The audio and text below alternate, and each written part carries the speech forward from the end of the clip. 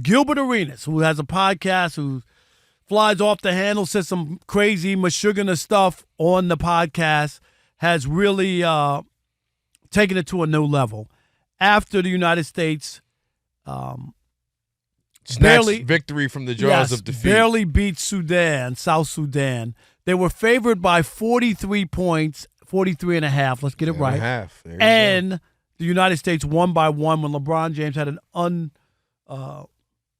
an easy layup, unguarded layup to win the game and give the U.S. a 1-point victory. And so Gilbert Arenas was not happy and went off. We almost lost to the Ahi tribe. This is crazy. Man, Embiid over there throwing the game. He's throwing the game for his cousins. We're supposed to be losing to air up there. Come on, man. Cool Runnings. We're not supposed to lose to the Cool Runnings team. They don't even have shoes. They get their shoes from America. We got to ship them shoes. They don't even have basketball ribs, though. Manubo, I seen he had to walk, an hour and a half to go shoot basketball. We losing to people who don't even, they got baskets in the back. They shooting on peach baskets in dirt, no shoes. Yeah, this is disgusting. It's xenophobic. It's really some self-hate. Racism.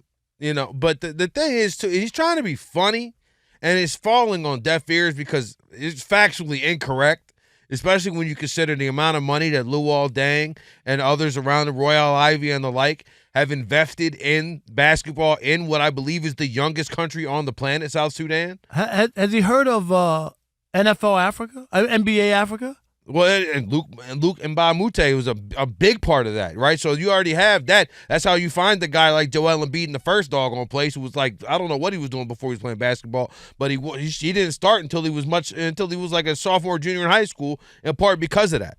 But there's plenty of ways to talk about how disappointed you were in Team USA without making fun of the opponent. On Saturday, VJ and I were doing a show, Saturday 8 to 11 Eastern. We were on just like 45 minutes after the game. We both excoriated Team USA and had nothing but good things to say about South Sudan. Like, there's ways to do it where you're not belittling the opponent. And especially when you're sitting up you're talking out the left side of your mouth because you got no idea what you're talking about, especially when you consider, like I said, the investment that they've put in to basketball in South Sudan, the NBA talent that they have both on the roster and coaching their roster. It's just factually incorrect, and it's something that there's really no space for in the commentary. And I'm glad to see that people aren't just laughing it off. 100%. And Gilbert Arenas, let's call him ignorant. The words, Martin, are hateful, racist to all Africans. Why in the world would you attack them? What did they do wrong that you would want to chastise them and make fun of their existence and how they've done things? And I don't know, people did research about Gilbert Arenas today, whether it matters or not, because it's just racist. Gilbert Arenas, Martin, is he black? To my knowledge. Until you look up his Wikipedia, and it says he's born to 2 Cuban parents. So he's Cuban, which nobody really knew. Not that really matters, but my point is there's no place for this.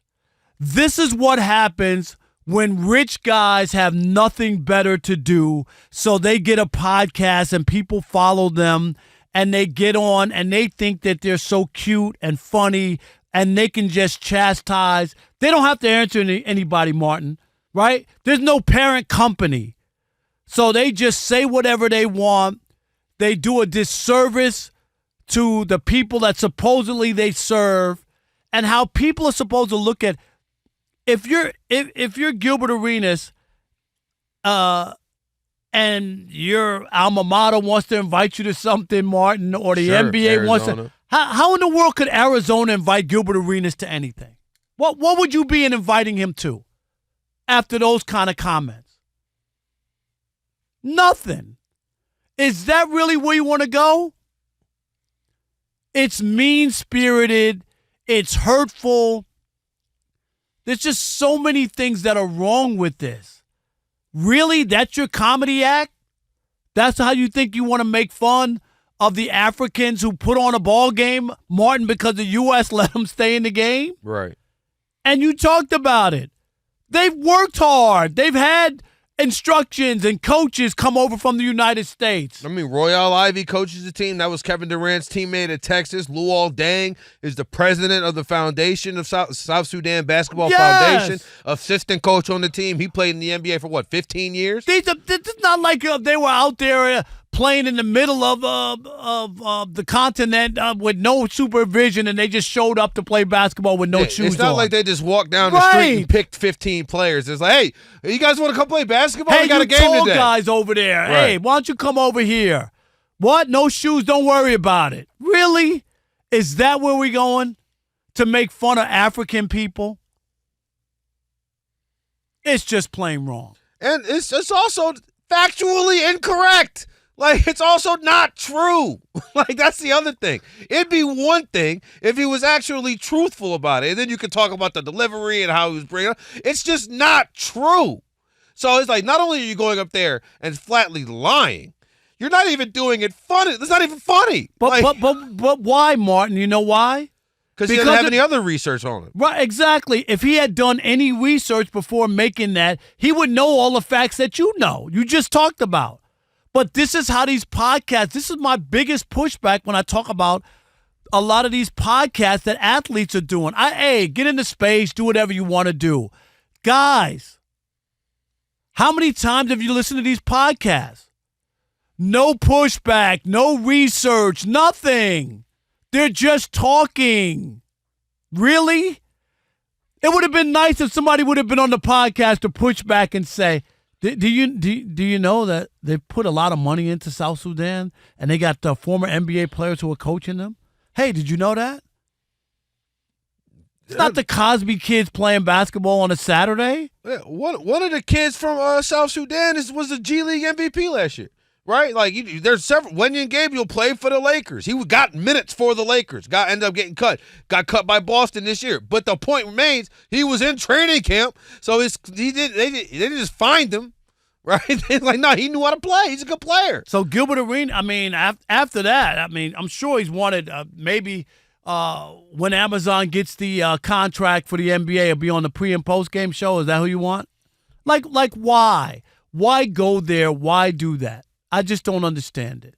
You already know. But I'm telling you, because it's not his job, it's a hobby, and they don't feel that they can be hurt in any way, right, Martin? There's a part of that allows people to do stuff that's just plain wrong. And I don't know how he felt or thought that was going to be received. I just don't I don't know. Well, this is part of it this is the part of the situation where you end up where the media landscape now is dominated by people who are famous for doing something besides talking in the media.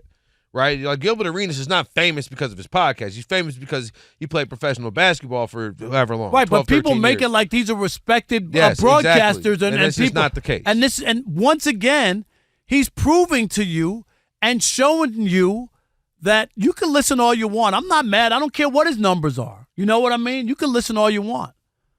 He's got a higher profile than me. I didn't play in the NBA. I went to journalism school.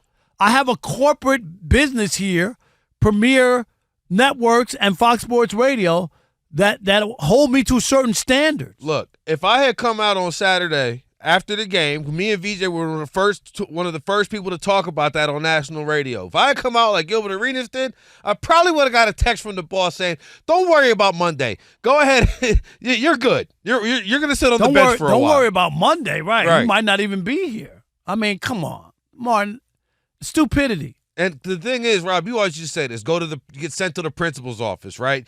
There's no principal's office for him to go to. No, and that's the issue. Which the only thing is going to be the court of public opinion, which, I saw several people on Twitter go ahead and put their 2 cents in and saying how wrong this was. Mary Mack being one of them on the board up here. Popped right up when I searched Gilbert Arenas, South Sudan. But there's a bunch of people who are pushing back on this. But the reality of the situation is, without a big groundswell of people online saying like this is wrong, needs to stop, like quote unquote cancel him. Unfortunately, there's not going to be much to say here. And let's bring in Mary on this because she was totally bothered by this. Mary, tell everybody. Well, I mean, I just feel like in terms of, and even like before the game, I think Paul Pierce had also said some stuff on, I think it's Undisputed, on the FS1.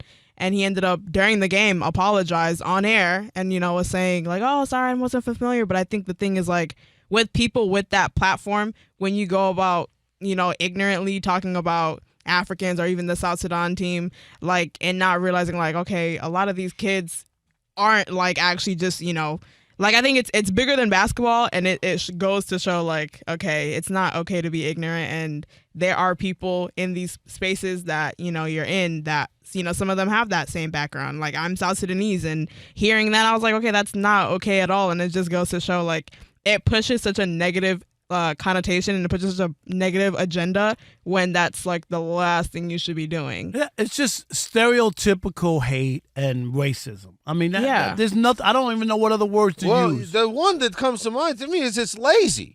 Because if you watch the game and paid attention to the game, there's so many things that you can pick at from the United States performance that's got nothing to do with the opponent. I mean, a lot of these kids, look up to Gilbert Arenas or Paul Pierce, or like a lot of these kids lived out here in America or grew up in Australia. So these kids looked up to all these NBA players. And let me give you this. 12 players on the South Sudan roster. You ready, Martin?